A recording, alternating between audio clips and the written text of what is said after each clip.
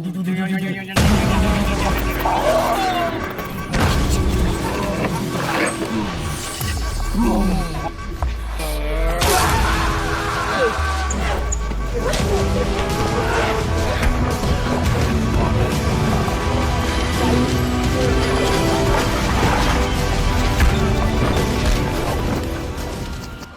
hour later.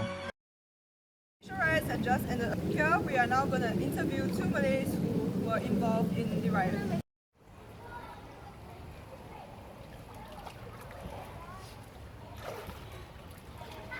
Now we have a Malay who was involved in the riot. What do you think caused the riot? What I know is as the procession was approaching the Geylang area, some Chinese threw bottles at us, and crude words were exchanged between the races. Who do you think is at fault? Then the Chinese suddenly threw the bottles at us. None of us even made contact with the Chinese, so obviously they are at fault.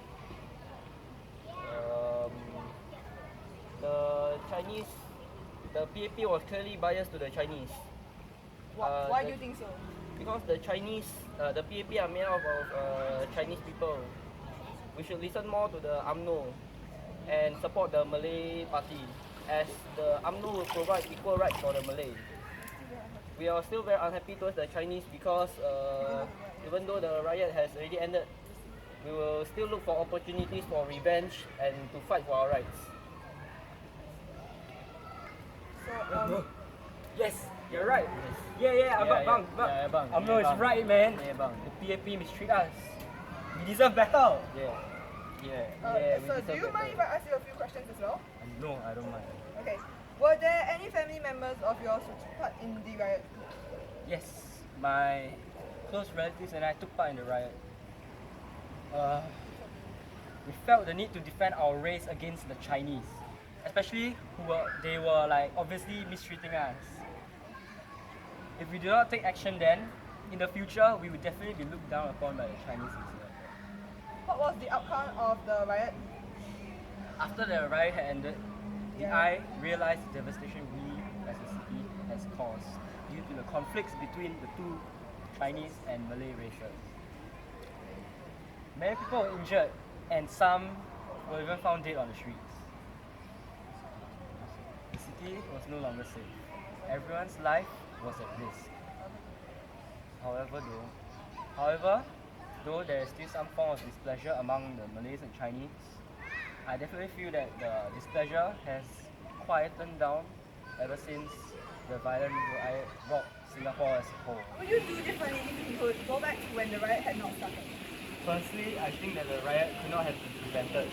There had already been a lot of hatred buried in our hearts when the PAP decided to take part in our election, federal election. It was only a matter of time before this large-scale conflict between this riot would have occurred. If I could go back in time, I will still take part in this riot. We stand as one. Yeah, betul bro. Yeah. Malay! Hey, Chinese. They all the Chinese. No, it's about the Malay. They were the ones at fault. When they provoked us when we were instructing them to do the right thing. They attacked us when we were asking them to stay in their lane. How is the tension like between the Chinese and Malays right now?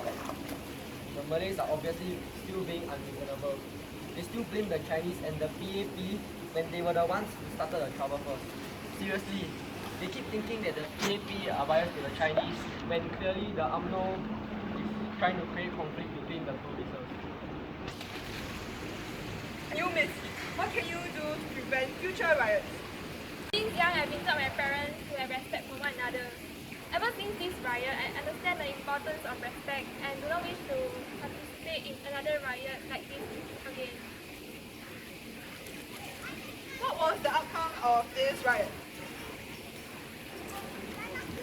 Many people were injured and sent to a hospital as a result of this riot. Many street lands and buildings were also destroyed. I really regret taking part in this riot because it caused a lot of casualties and caused so much harm to others as well. What would you do differently if you could go back to when the riot had not started?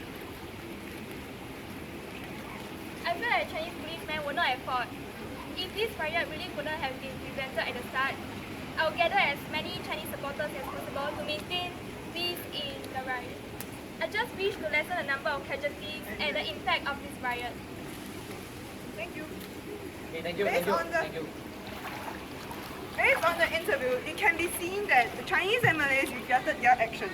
This riot could have been prevented if both races know more about each other and learn to respect people from different races. The riot has brought many casualties and damages to properties. This riot has taught us a lesson that as misunderstandings could not be simply solved by violence. We must rationally sort out the problems and dissatisfaction both races are facing and imply the mindset that all races are equal. I hope that the government will come up with something as soon as possible. Hostility between different races destroys lives, homes, and property, as can be seen from the 1964 race riot. One of the challenges faced in a multi-ethnic society is managing the perception of different racial groups. With diverse races living together comes many differences, and the people need to be united so that there can be peace and harmony. When bonds among the people are strong and stable, there will be happiness, prosperity, and progress. Thank you.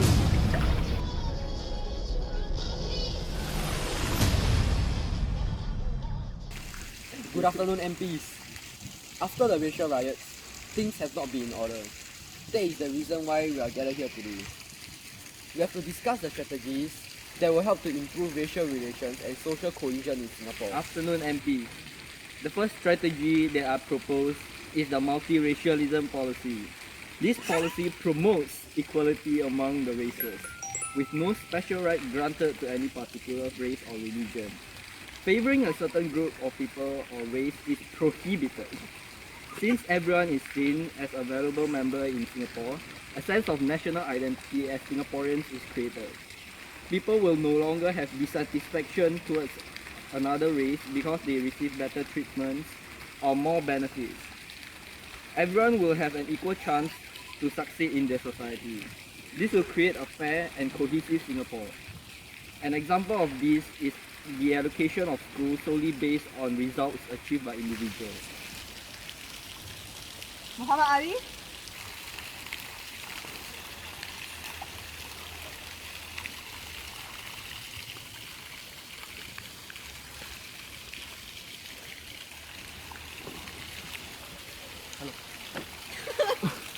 Where's the greeting? Good morning, teacher. This is your result slip. Okay.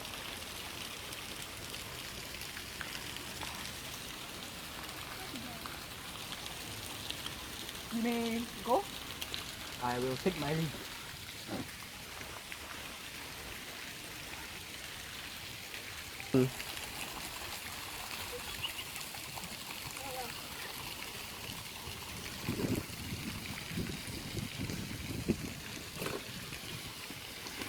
Have a drink. Ni hao. Good morning.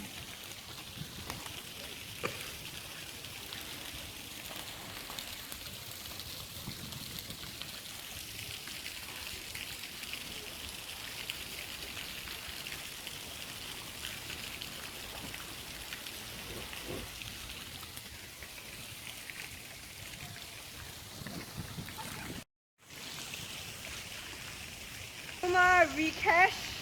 1.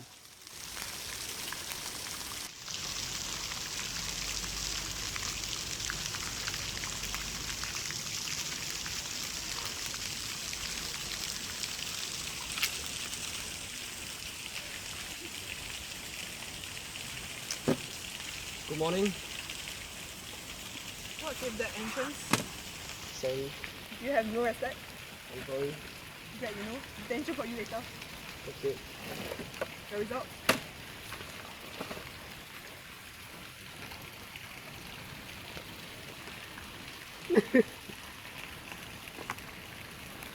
Try some more. What's in your study? I like to play games here.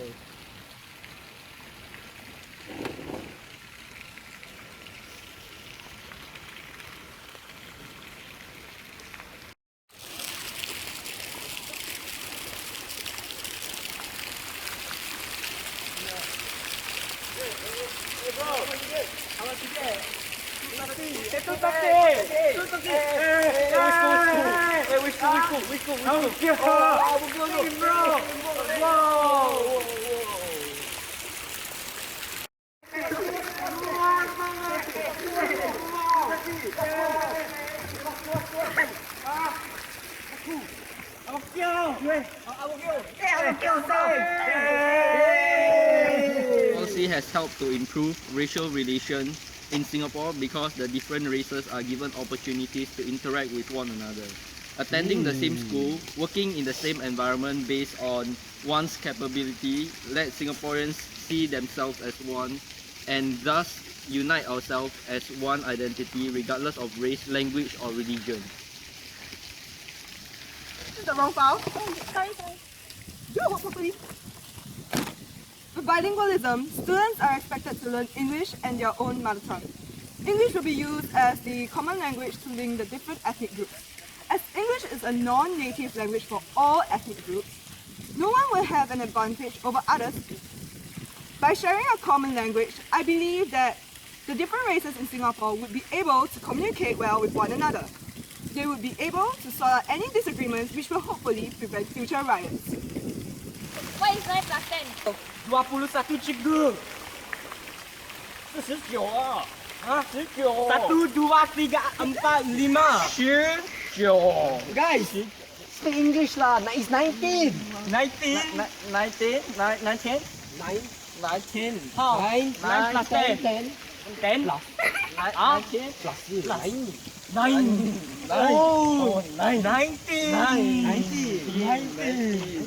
Sorry. Okay, sorry. Sorry. Yeah, MP, start already. Start.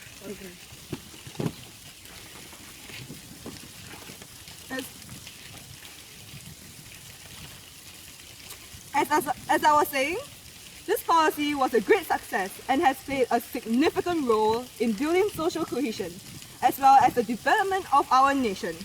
Everywhere we go, we will hear people communicating with English. It has now become the language of administration in Singapore, as well as the language that bonds people of different races together. It had made interactions between different groups of people easier. Bilingualism has therefore brought closer ties between people of different races. Minority representation gives minority groups a say in governance. It is also a way to safeguard the interests of the minority groups. The Presidential Council of Minority Rights consists of members from minority racial and religious groups. It ensures that no race or religion is disadvantaged as a result of the law that is passed in Parliament. The group representation constituency ensures that at least one candidate of the team contesting the general election is from the minority communities.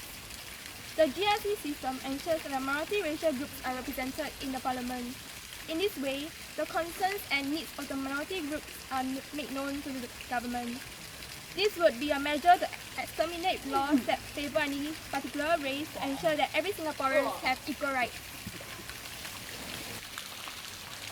Yeah, bang. The policy not fair. What are you doing? You missed Bang. that. Bang, I will settle the issue. I will raise the problem to the Parliament. The big guy. You are not the big guy. Bang, I only sit here only. Why are you not helping me? Why are you not helping us? Help us, please. Like I said, bang, I will tell the Parliament. Okay. Okay. Fine, we believe you. Yeah. We believe you. We Yeah. believe you. Okay, we believe. Okay. CMR and GRC have helped to create a fair society for all. The interests of all races are taken into account. Minority representation is significant in ensuring that minority races do not feel excluded from decision making of the various policies and laws. All in all, the government feels that by implementing these 3 strategies, we will be able to effectively deal with the riot as well as future riots.